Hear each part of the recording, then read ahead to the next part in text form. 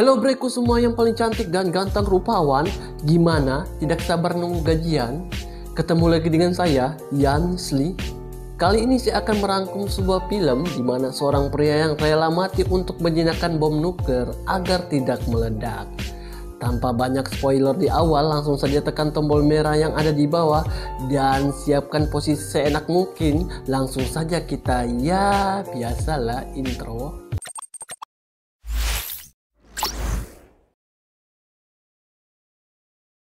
Di kota Budapest, seorang pria berjaket kulit bernama Hanoi sedang berlari dikejar oleh dua pria yang ingin membunuhnya. Tanpa rasa ragu, Hanoi pun langsung melompat dari gedung. Rupanya ia telah menyiapkan sesuatu agar dirinya dapat mendarat dengan aman. Berhasil menghabisi penjahat, ia pun membawa dokumen penting. Namun terlihat wanita berjalan menghampirinya bernama Sabine. Dan tanpa berpikir panjang, ia pun langsung menembak Hanoi yang membuatnya tewas saat itu juga.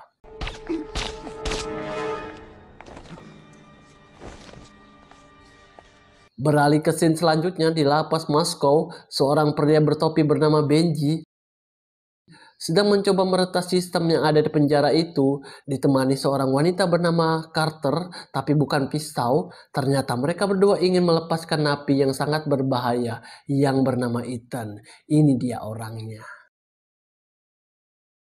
Terlihat lapas itu mengalami keributan akibat banyaknya napi yang keluar dari selnya, serta diputarnya lagu Nina Bobo, yang dimana lagu tersebut membuat napi merasa senang mendengarnya.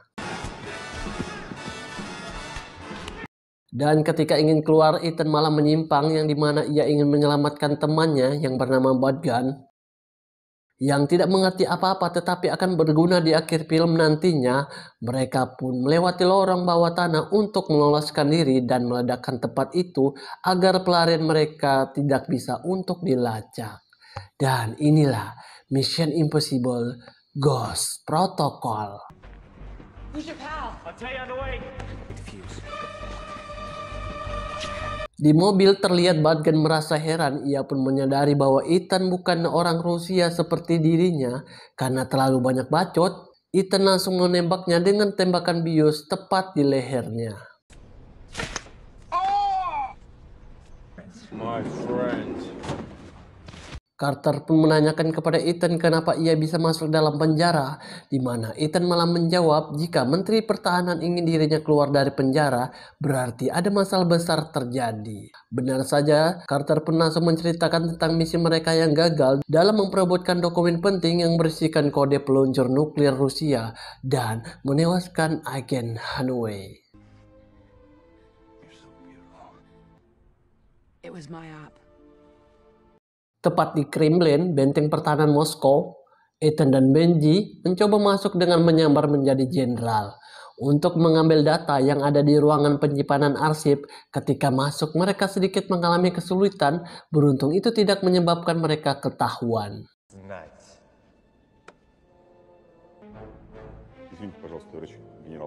Di dalam mereka kembali mengecoh penjaga yang berada di ruang arsip menggunakan alat yang sangat canggih. Saking canggihnya sampai-sampai keberadaan mereka tidak dapat dilihat oleh penjaga yang bertugas di tempat itu.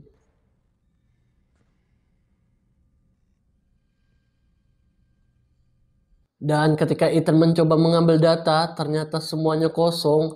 Lalu terdengar seseorang menggunakan frekuensi radio mereka, sehingga membuat semua militer yang menjaga tempat itu mengetahui keberadaan mereka. Ethan pun langsung membatalkan misi dan menyelamatkan diri karena sebentar lagi gedung Kremlin akan meledak.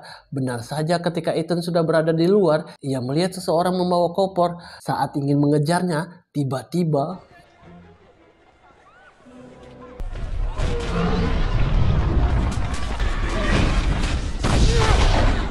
ketika bangun, Ethan sudah berada di rumah sakit dengan tangan yang diborgol oleh polisi Rusia. Ethan pun dituduh sebagai penyebab meledaknya Kremlin atas penyamaran yang ia lakukan. Namun karena borgol yang digunakan polisi merupakan borgol bajakan, Ethan pun dengan cepat meloloskan diri.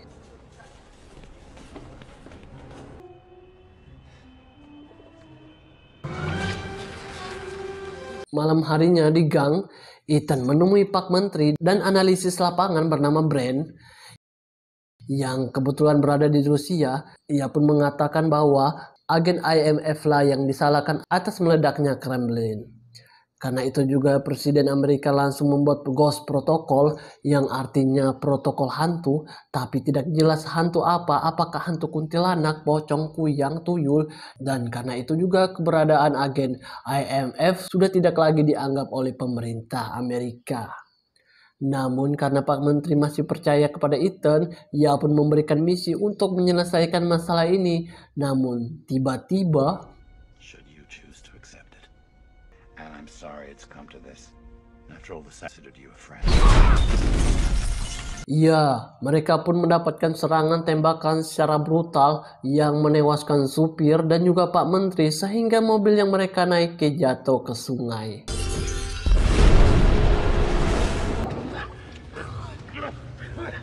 Ketika situasi aman, mereka pun berkumpul kembali untuk membahas misi berbahaya yang mereka akan jalani. Ethan pun menjelaskan ke timnya bahwa misi mereka untuk menghentikan pria tua yang penuh ambisi bernama Hendrik, seorang ahli nuklir dari Rusia yang bercita-cita untuk menghabisi sebagian manusia. Goblok. Dengan tidak adanya dukungan dari pemerintah, mereka pun menggunakan alat seadanya dan itu sedikit menyulitkan mereka. Cobalt needs the activation codes. He's sending. We're shut down.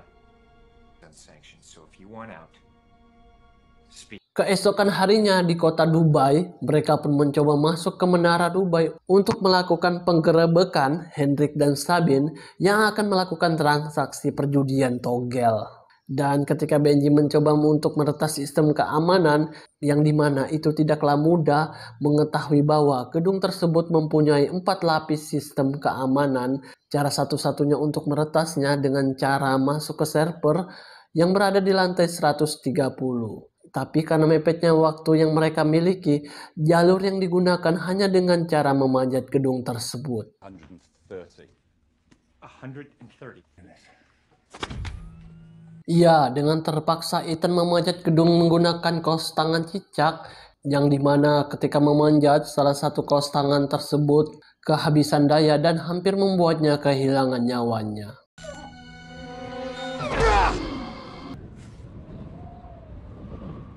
Ketika berhasil memasuki ruang server, Ethan pun dengan cepat memasukkan flash disk sehingga Benji dengan mudah meretas keamanan yang ada di gedung tersebut. Selesai melakukan tugasnya, Ethan mencoba untuk turun menggunakan tali rapia yang dimana tali tersebut tidaklah cukup panjang untuk bisa sampai ke bawah. Sehingga dengan penuh adrenalin, ia pun terpaksa melakukan hal ini.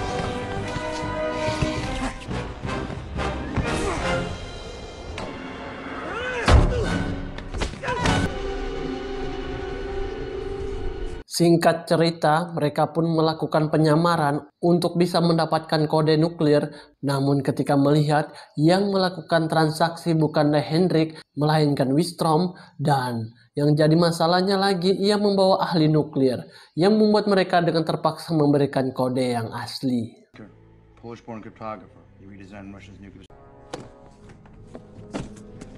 Awalnya rencana mereka berjalan dengan baik, walaupun penyamaran mereka tidak menggunakan topeng sama sekali. Namun selesai melakukan transaksi, Sabine mengetahui bahwa Brand menggunakan softplan, yang dimana itu biasa dipakai cewek, sehingga terjadilah baku hantam di antara mereka.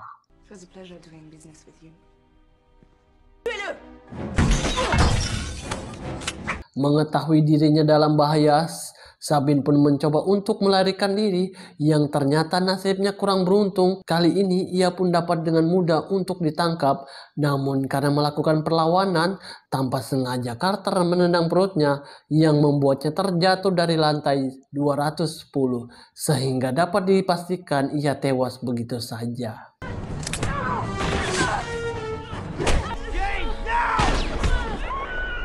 Di tempat lain, Ethan mencoba mengejar Wistrom yang telah membawa kode nuklir, namun polisi Rusia tiba-tiba datang langsung menodongkan pistol. Dengan terpaksa, Ethan mengeluarkan jurus Wiro Sablengnya untuk bisa meloloskan diri. Yang tanpa sengaja polisi itu melepaskan tembakan yang membuat Wistrom dengan cepat melarikan diri. Dan ternyata itu adalah Hendrik yang menggunakan topeng Wistrom untuk mengelabui mereka semua.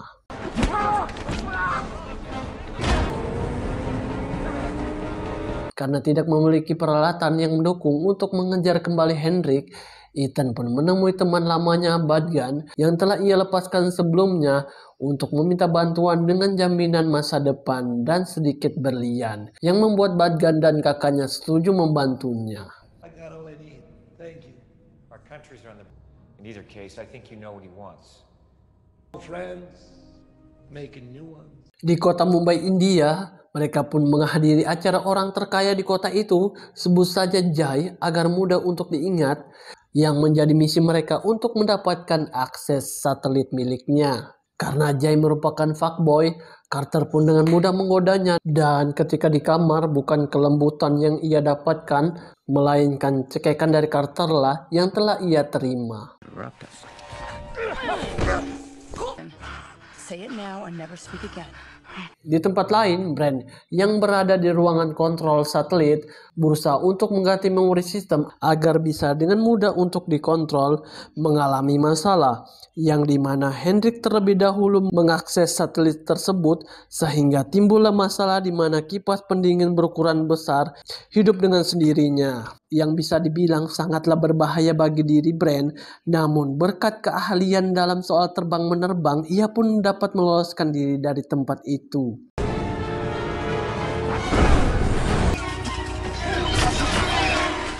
Singkat cerita, Hendrik pun langsung meluncurkan bom nuklir yang dimana beberapa menit ke depan kota yang berada di negara Amerika akan segera menjadi debu. Sempat terlihat keputusasaan dari mereka, namun Ethan berpikir bahwa masih ada cara lain untuk menghentikan nuklir tersebut sehingga ia pun dengan cepat kembali mengejar Hendrik. I'll be on the launch device. We're gonna get that case.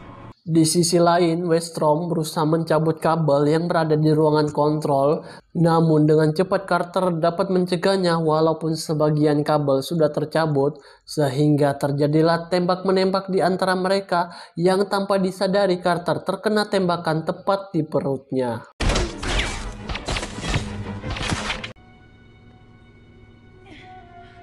Tak lama kemudian datanglah Benji dan disusul Brand, yang dimana Benji langsung berusaha memasang kabel tersebut. Seketika itu listrik padam karena habisnya token listrik di tempat itu. Karena gelap, Brand pun langsung berusaha menghidupkan lampu tersebut.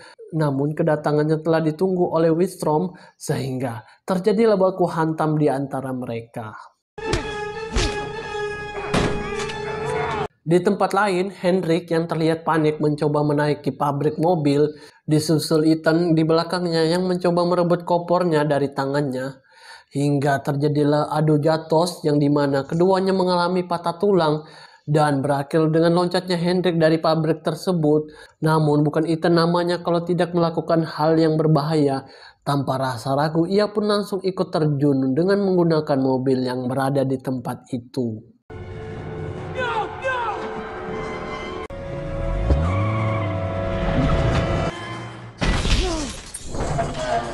Saat Ethan keluar dari mobil dengan merangkak dan menghampiri koper, ketika dibuka, Ethan dengan senangnya mengatakan mission complete, yang ternyata tombol itu tidak berfungsi dikarenakan daya listrik pada sistem ruang kontrol masih belum hidup. Sehingga di detik-detik akan meledaknya bom, Brand pun dapat menghidupkan lampu yang dimana tombol yang ditekan Ethan berfungsi dan menonaktifkan nuklir tersebut. Mission accomplished!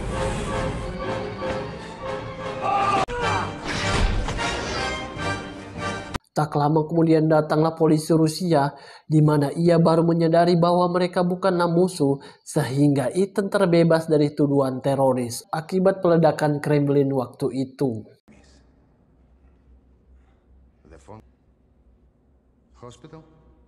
Setahun kemudian terlihat mereka berkumpul kembali, walaupun hanya sebentar. Dengan sedikit canda gurauan, Ethan langsung memberikan misi selanjutnya yang harus mereka terima dan tamat.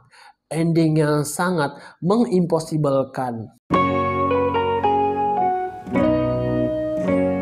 Pesan yang dapat kita ambil dari film ini ialah cobalah minum susu di pagi hari. Sekian dari saya, kuharap kalian dapat terhibur. Sampai jumpa di film selanjutnya. Wassalam.